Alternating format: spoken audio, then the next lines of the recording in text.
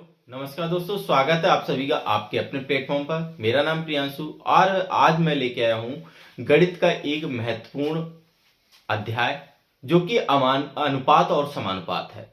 इस चैप्टर से प्रश्नों की बात करें तो लगभग 1 से 2 प्रश्न आते ही आते हैं और जो कि बहुत ही आसान होंगे अगर आप इस चैप्टर में थोड़ा सा भी प्रयास करते हैं, सीखने की कोशिश करते हैं। तो आज हम उन्हीं बिंदुओं को बताएंगे जो कि आपके एग्जाम में आते हैं। उन टॉपिक को तो आपको छोड़ना नहीं है, क्योंकि जैसा कि हम हर वीडियो में बताते हैं कि उन बिंदुओं को आपको अच्छे से तैयार करके जाना है। हम बात करें तो इसी तरीके चैप्टर की जो कि है हमारा अनुपात और समानुपात, जिसे हम रेशियो और प्रोपोर्शन के नाम से जानते हैं। इस चैप्टर में प्रश्नों की बात करें तो जैसा कि अभी हमने बताया 1 से 2 प्रश्न आते ही आते हैं। अगर इस रेशियो की हम जैसे क्वेश्चन की बात करें तो एक क्वेश्चन जो कि कई बार आया है जिसको हम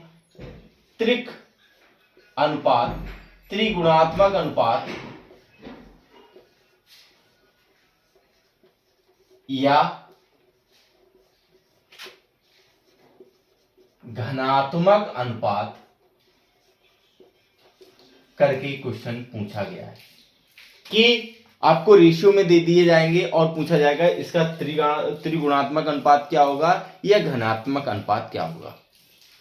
दूसरा क्वेश्चन जो कि देखा गया है कि आपको कोई भी धनराशि दी जाएगी, धनराशि दी जाए अब्लिक कोई भी संख्या दे दी जाएगी जो कि अनुपात में विभाजित होगी और जिस अनुपात में विभाजित होगी उनकी संख्या पूछी जाएगी। अनुपातों की संख्या आपसे क्वेश्चन पूछ लिया जाएगा। अनुपातों की संख्या, जैसे क्वेश्चन की अगर हम बात करें तो क्वेश्चन आपसे बोल दिया जाएगा कि कोई धनराशि है जो कि 900 है, उसको 3:6 के अनुपात में बांटा गया है, तो छोटी धनराशि की संख्या या छोटी धनराशि कितनी होगी। तो इसको मैं एक शॉर्ट ट्रिक या बहुत ही हेल्प से बता दूं कि आपको जो भी धनराशि दी जाए, संख्या दे दी जाए और उसको अगर अनुपात में बांटा गया हो तो आपको क्या करना है कि उन दोनों अनुपातों को जोड़ देना है। क्यों? क्योंकि उन दोनों अनुपात, उन दोनों भागों को जोड़ने पर आपको क्या मिल जाएगा, एक वो संपूर्ण धनराशि, एक संपूर्ण संख्या आपको ही तो मिल जाएगी जिस अनुपात में उसे बांटी गई।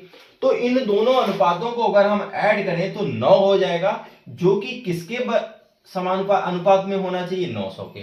तो यहां से एक की वैल्यू कितनी आ जाएगी, 100 की। अब यहां से बोला जाए कि छोटी धनराशि कौन सी होगी, तो छोटी जिसको कम हिस्से मिले 3, तो 3 को क्या करेंगे 100 से गुणा कर देंगे तो वो राशि कितनी, वो संख्या कितनी हो जाएगी, 300। इस तरीके से बड़ी संख्या की बात करी जाए तो 6 की गुणा 100 में 600। तो इस तरीके से कई क्वेश्चन पूछे गए हैं। आगे हम क्वेश्चन की बात करें तो इस पर काफी क्वेश्चन आए हुए हैं।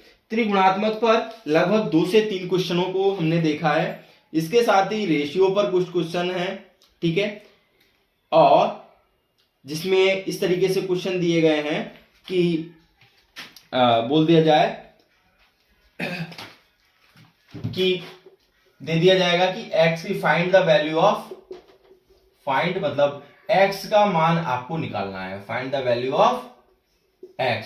अगर कोई क्वेश्चन दे दिया जाएगा जैसे x सच दैट 36, प्रोपोर्शनलिटी का साइन दे दिया जाए 54 रेशियो 18, तो x की वैल्यू निकालिए। या फिर इस तरीके से दे दिया जाएगा कि x रेशियो y की वैल्यू निकालिए अगर x सच दैट 54 प्रोपोर्शनल, ठीक है, y रेशियो 9, तो यहां से x रेशियो y की वैल्यू निकालिए। तो इस तरीके के ही क्वेश्चन आपके एग्जाम में आए हुए हैं।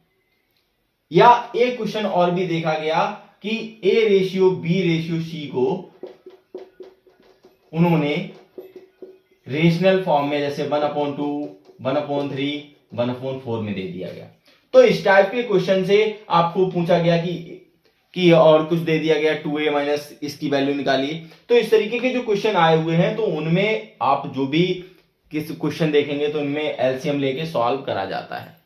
तो आगे की विधि, अगर आपको इस टॉपिक पे कोई भी कंफ्यूजन है तो आप कमेंट सेक्शन में कमेंट करिए, हम उस पर पूरी वीडियो लेके आएंगे। इस वीडियो का उद्देश्य सिर्फ महत्वपूर्ण बिंदु बताना है, तो हम ज्यादा विस्तार से इस चीजों को ना बताएं जिससे कि कम समय।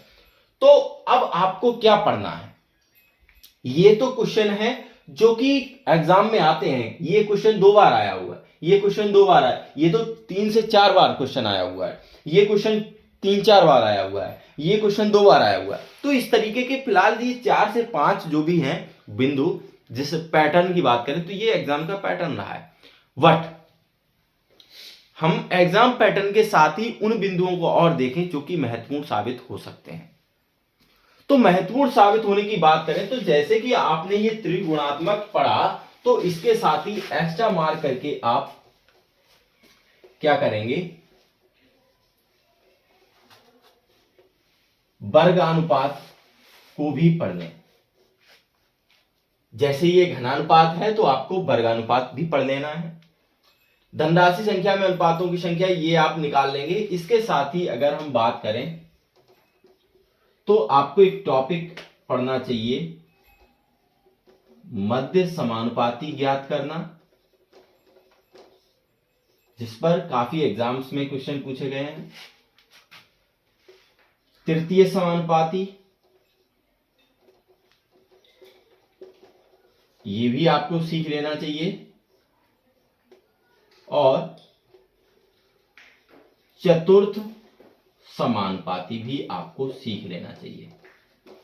चलिए मैं इसी वीडियो में आपको बता देता हूं कि तृतीय समानुपाती क्या होता है, चतुर्थ समानुपाती क्या होता है।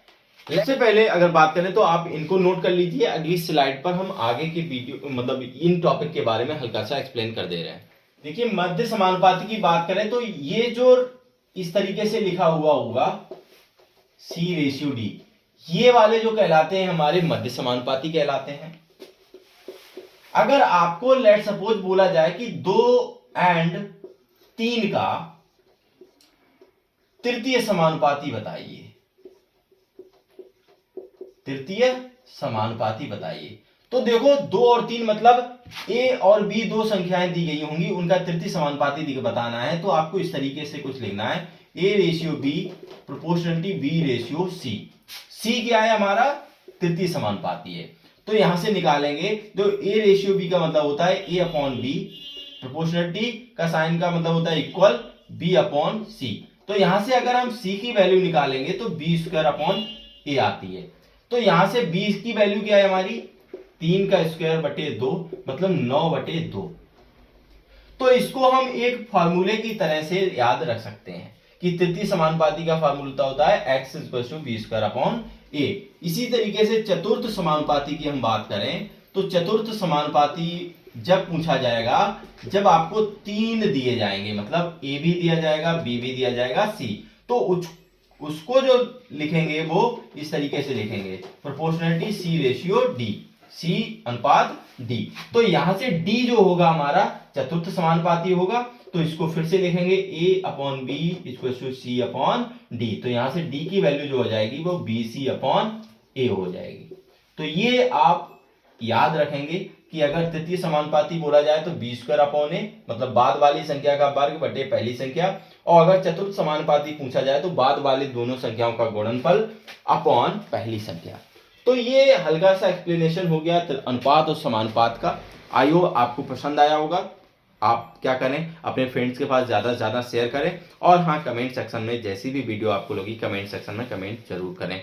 तो इससे आगे वाली इससे जो भी आगे की वीडियो होंगी वो भी आती रहेंगी, तो आप बेल आइकन को जरूर प्रेस करें और इसी तरीके से सपोर्ट करते रहें। Thank you so much, have a nice day.